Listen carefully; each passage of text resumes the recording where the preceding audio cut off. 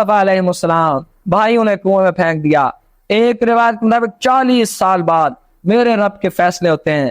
وہ ان کنویں میں پھینکنے والوں کو بھکاری بنا کے جس کے دربار میں لے گیا, اس دربار کے بادشاہ کا نام کیا تھا؟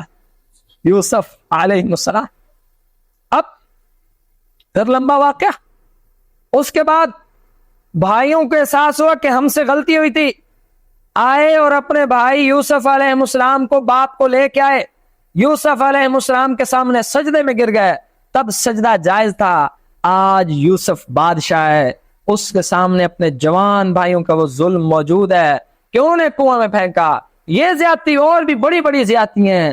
اب فرمایا لا تثریب علیکم اليوم, آج یوسف تم پر کوئی مواخذہ نہیں کرتا, جاؤ سب کو معاف کیا. ہے کوئی ایسا؟ یہاں تو اللہ کسی کو 4 ٹکے دے دے وہ سب سے پہلے خان